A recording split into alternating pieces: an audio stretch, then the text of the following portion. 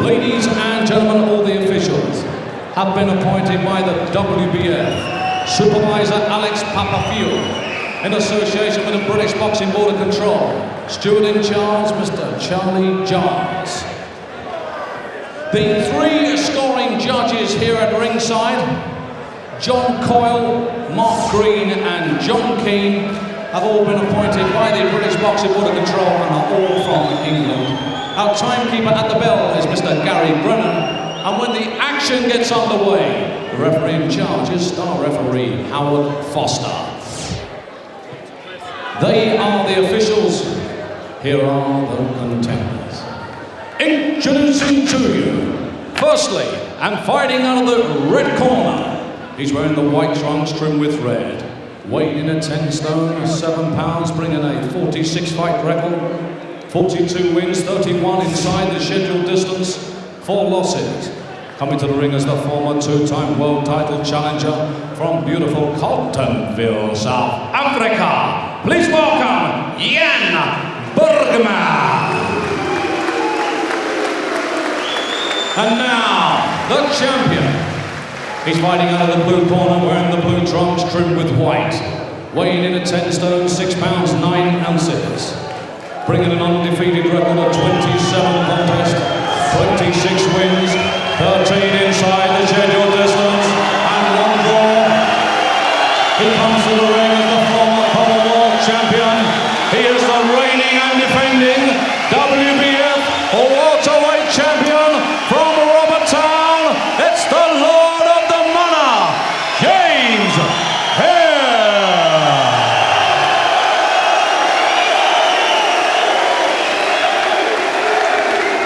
So sports fans and Sky Sports fans, let's get the action underway. 12 rounds of boxing for the WBF welterweight championship. Okay, lads, I've spoke to you both in the dressing rooms. Great straight away when told, and both of you keep it clean. Good luck to you both. Touch gloves.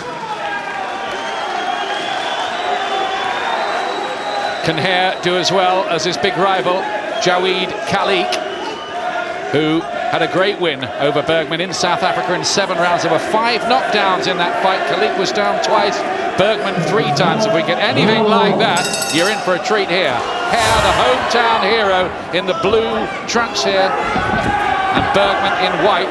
Some talk that Bergman might try to do this as the counter-puncher that I've heard around the arena backstage tonight. Let's see that.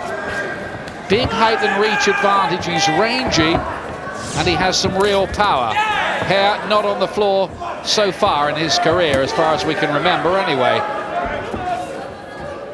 Good technician. In fact, this can be absolutely beautiful to watch when he's in top form, Hare. But he's got 1 or 2 technical problems to cope with here, Glenn. Yeah, the height and the reach is quite a big one with his style, because styles, as we know, make fight, and this is a bit of a problem because he's quite short and he's got to punch over. It could be difficult because Bergman pretty quick and pretty good reflexes, so if Bergman's got a bit left, Hare could have a tough night.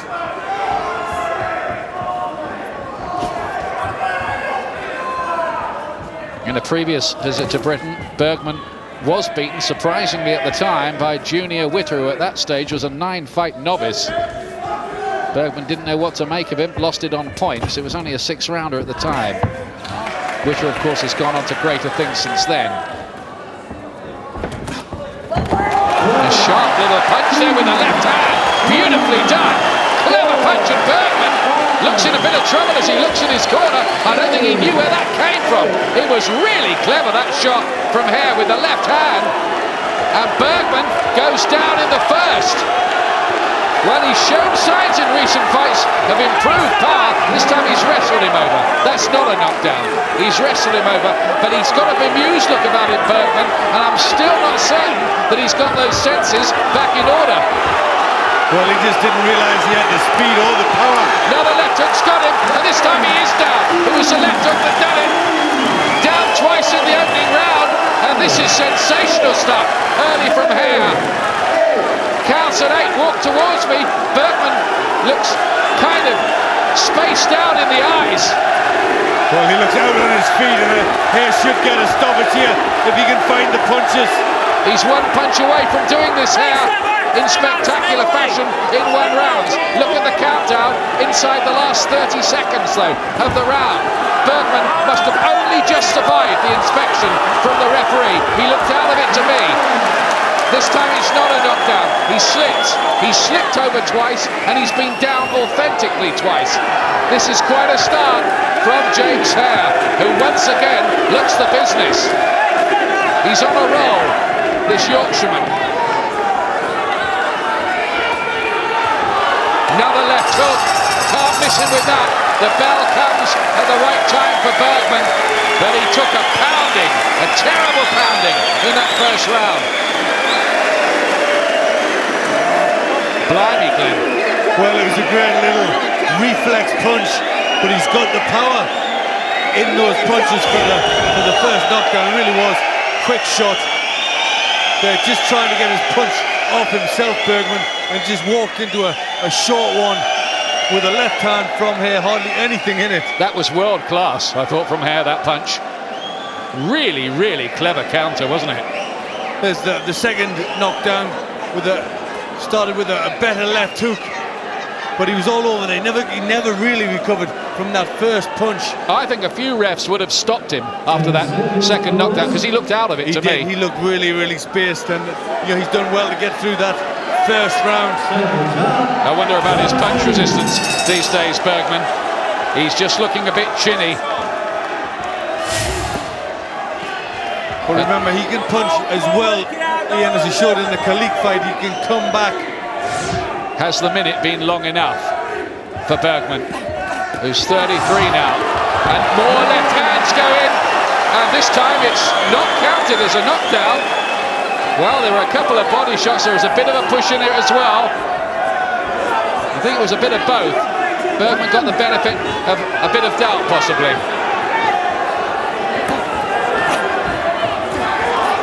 This time he's tagged with a left hand again. Didn't seem to land with a lot of power. He says something to the corner as he hit the deck for the third time. In fact, he's been down 6 times altogether. 3 that counted, and the referee stops it. And I must say, a slightly strange time. Bergman looks out across the ring apron. His legs, perhaps, were weak. And you wouldn't argue that the fight could have been stopped at any time along the way, but was that the best time? Well, I think the cumulative effect, he's been down that many times. The legs look completely gone. He couldn't keep on his feet. And I think the referee just looked at it. He's up and down like a yo-yo. Thought that was the time to pull him out. Maybe he could have let it go on, but he was just getting hit time and time again and hitting the deck again. Well, it's the most eye-catching result on James Hare's unbeaten record, a second round stoppage of 2-time world title contender Jan Bergman. But he did, I think you have to add as a rider, look as though he was a half shot, Jan Bergman, or maybe beyond the half shot. Well, he did, but he did as soon as James Hare hit him with that first punch. That was a very good and well-timed punch. And early in the fight, that's when you're at your most vulnerable. He's still a bit cold. And he paid the penalty. Well, Bergman seemed to spend half the duration of that fight on the canvas in one way or another. This one was judged a push. Well, there's a bit of a clash of heads there. There didn't seem to be a lot of a punch. So I think the ref was right on that one. And then he caught him, as I remember it, with another of those left hands. Nothing much in that, really, was there, that one? I think the jab, the first shot, was the one that hurt him a little bit. He just seemed to be pushed over to hit the canvas. Yeah, the hook was probably for good measure, wasn't it, at the end? The worrying thing is, Ian, the fact that he's down, whether the punches are hard or don't connect that good, his legs aren't there, are they? No. I think that's the first thing that goes with a fighter. They're balancing their legs, and I think that's how it looked with Bergman. He does look damaged goods, it has to be said. I think those tough battles, Zhu, Judah, Kalik taken their toll. They got him at the right time, and Howard Foster said he'd seen enough of him going down. I think it was the cumulative effect of it that the referee in the end said, that's enough. And he couldn't really argue, I don't think. Hare has won it, and what a win for him. What a win. He's done it in 2 rounds, and now I think they must think about really pushing his career on, because he's had a fantastic time over the last couple of years, and that's the biggest win of the lot.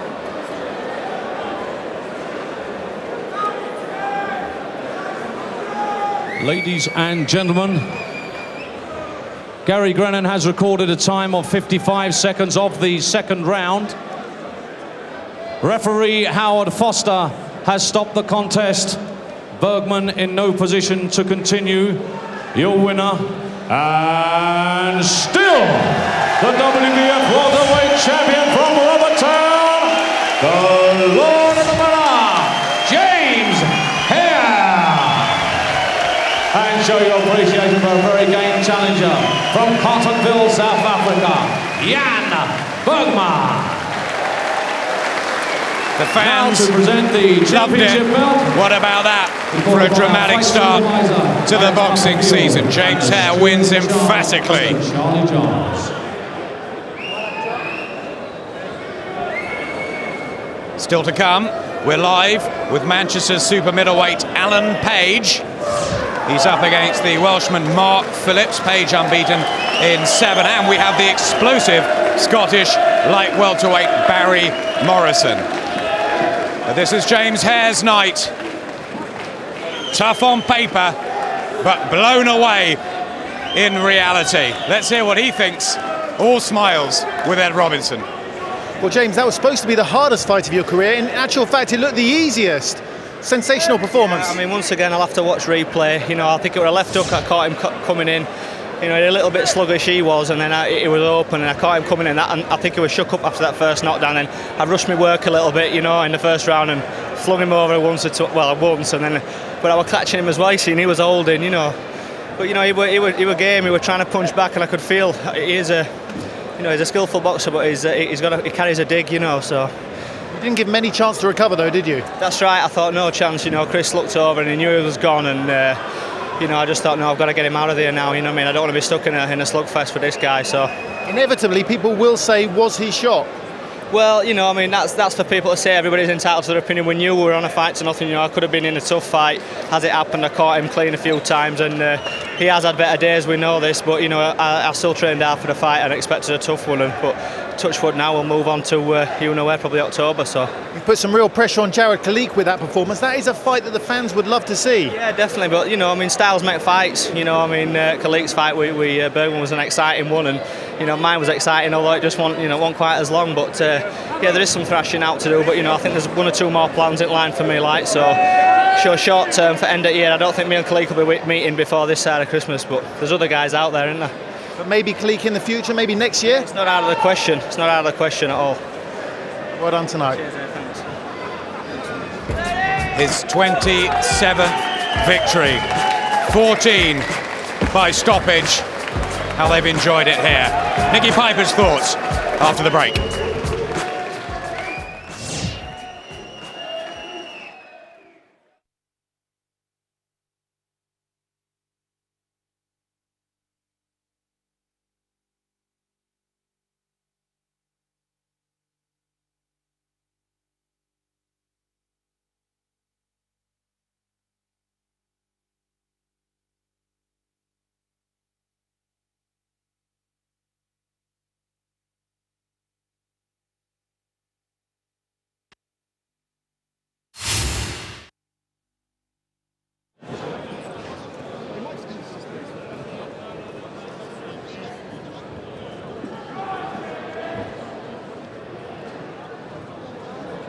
Okay. Just 3 knockdowns, genuine knockdowns in the analysis.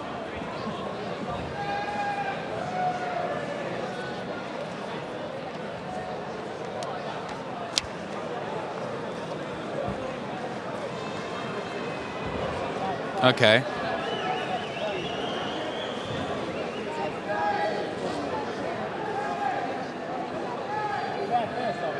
No problem.